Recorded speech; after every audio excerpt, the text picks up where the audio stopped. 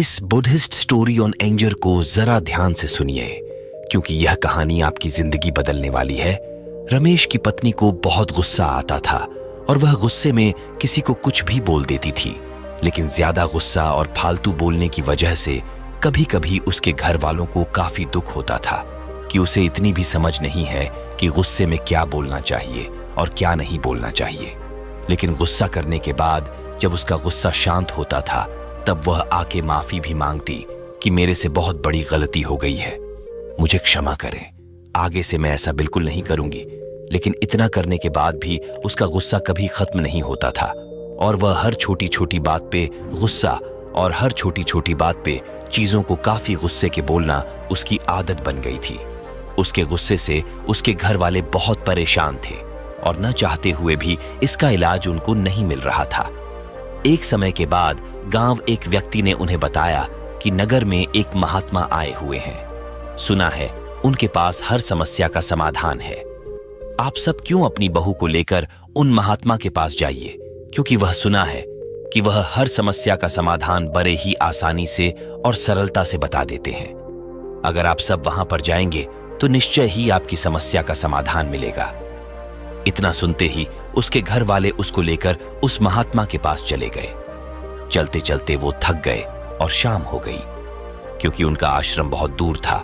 देर शाम होते होते वह महात्मा के आश्रम में आखिरकार पहुंच ही गए। महात्मा के आश्रम में जाकर देखा तो वह सभा कर रहे थे और लोगों को प्रवचन दे रहे थे। सभा खत्म होने के बाद उन्होंने महात्मा से पूछा कि महात्मा, यह मेरी बहू है, इसे बहुत गुस्सा आता है, कृपा करके इसका कोई समाधान बताएं, क्योंकि इसे बहुत गुस्सा आता है और फिर जब गुस्सा आता है तब यह किसी को नहीं देखती। सच और झूठ, सही गलत की इसे कोई समझ नहीं रहता है।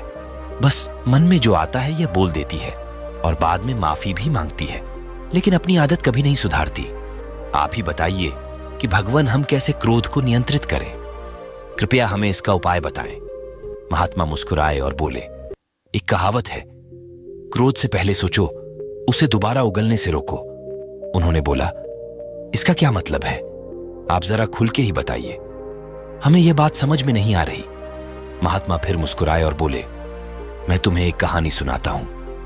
यह कहानी निश्चय ही तुम्हारे सवालों के सारे जवाब दे देगी।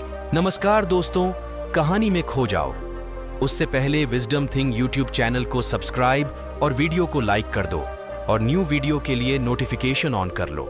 एक समय की बात है, एक छोटे से गांव में एक बुढ़िया रहती थी। उनका नाम धनिया था। धनिया बहुत ही प्यारी और दयालु महिला थी, लेकिन एक समस्या उनके गुस्से की थी। वे छोटी छोटी बातों पर बहुत जल्दी गुस्सा हो जाया करती थी।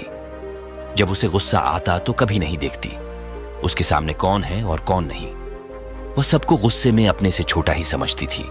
बुढ़िया जितनी गुस्सेल थी उतनी ही लालची थी। उसके मन में धन और पैसों को लेकर अपार लालच था। एक समय बुढ़िया के पास खाने को कुछ नहीं बचा और वह पैसे भी नहीं कमाना नहीं चाहती थी, तो उसके मन में तरकीब सूझी। उसे याद आया, गांव में मेला लगा है, क्यों ना इस मेले से कुछ लाभ लिया जाए।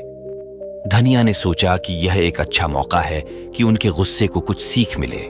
उन्होंने गांव के लड़कों को बुलाया और कहा, मेरे पास एक चुटकुला है, अगर तुम मुझे हंसाओगे तो मैं तुम्हें एक सिक्का दूंगी, लेकिन अगर तुम मुझे हंसा ना पाओगे तो तुम्हें मुझसे 2 सिक्के देने होंगे।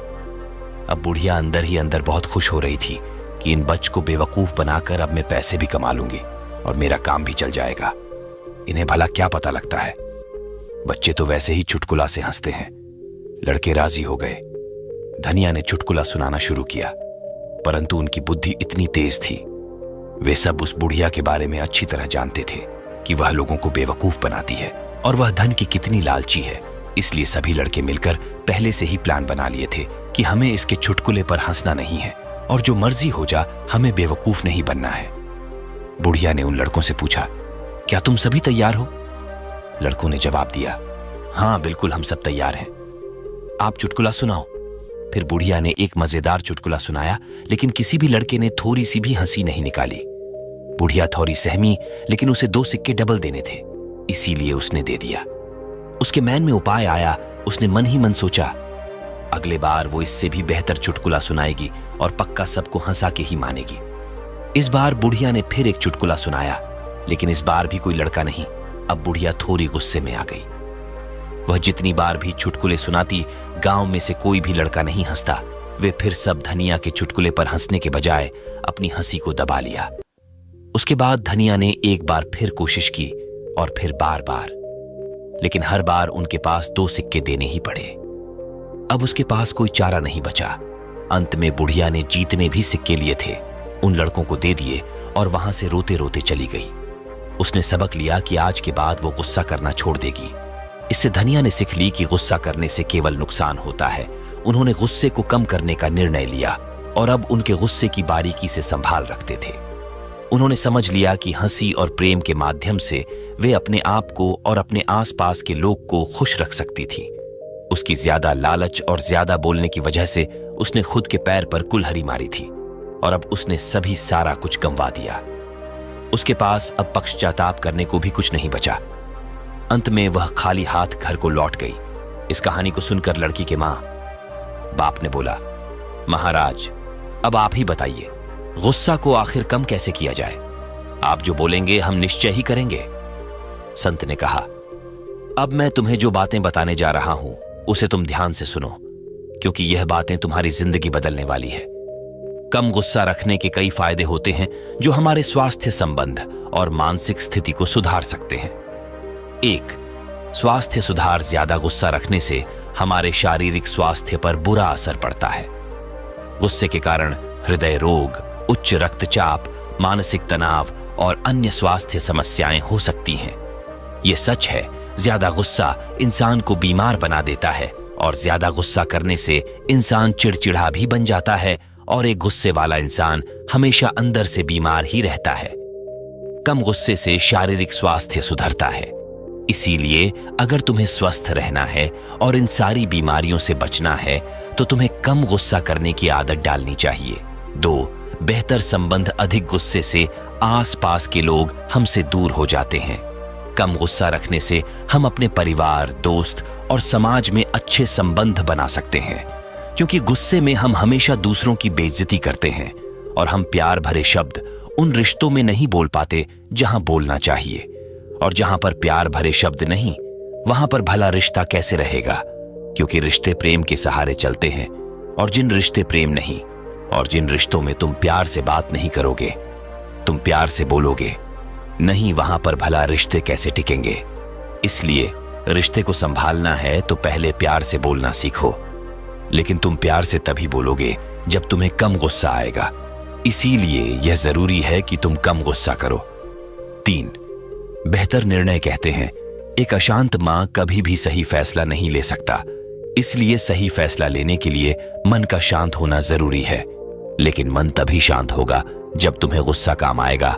जब तुम्हें गुस्सा आएगा तो मन हमेशा तुम्हारा अशांत रहेगा। फिर भला तुम ही बताओ, तुम सही फैसले कैसे ले सकते हो? और जब तुम सही फैसले नहीं लोगे तो भला वह जिंदगी का मतलब क्या है? तुम्हारा अस्तित्व ही क्या रह जाएगा? इसीलिए सही फैसले हमारे जिंदगी को बनाते हैं। गुस्से में हम अक्सर उचित निर्णय नहीं ले पाते हैं। कम गुस्सा रखने से हम ठीक से सोच सकते हैं और बेहतर निर्णय ले सकते हैं। 4. मानसिक शांति। जब हम कम गुस्से में होते हैं तो हमारी मानसिक स्थिति पर अच्छा प्रभाव पड़ता है। कम गुस्सा रखने से हमारी चिंता कम होती है और हमें शांति का अनुभव होता है। ज्यादा होने से हम अक्सर उच्च स्थितियों में नुकसान उठाते हैं। कम गुस्सा रखने से हम अपनी उच्च स्थिति और सम्मान बनाए रख सकते हैं। इन सभी फायदों से स्पष्ट है कि कम गुस्सा रखना हमारे जीवन को कई तरह से सुधार सकता है और हमें एक सकारात्मक और स्वस्थ दिशा में ले जा सकता है। इतना सब सुनने के बाद लड़के ने कहा, मुझे समझ में आ गया कि कम गुस्सा होने के कितने सारे फायदा हैं। आप अब कृपा करके आप मुझे यह बताइए कि गुस्सा को कम किया कैसे जाए, क्योंकि अभी के लिए यह सवाल जरूरी है। फिर महात्मा ने बोला, तो सुनो। उन्होंने कहा, अभ्यास, ध्यान और चुप रहना। अगर तुम तीनों चीजों को करोगे तो तुम निश्चय ही गुस्से पर विजय पालोगे। और जब भी तुम्हें लगे कि तुम गुस्सा करने वाले हो तो तुम बस 10 सेकंड के लिए बोलने से पहले चुप रहो। अपने मन को यही बताओ और समझो कि तुम 10 सेकंड कुछ नहीं बोलोगे। उसके बाद तुम वहां से हो सके तो चले जाओ गुस्से में। अगर तुम उसे जगह को छोड़कर कहीं और चले जाते हो तो तुम निश्चय ही उस पर विजय पालोगे और बिना कुछ बोले तुम वहां जीत जाओगे। और यह तभी होगा जब तुम ध्यान करोगे और जब तुम हर दिन इस बात का प्रयास करोगे। अगर तुम ऐसा कर पाते हो तो तुम्हारी विजय निश्चित है। फिर उस लड़के ने महात्मा का धन्यवाद कहा और वहां से चला गया।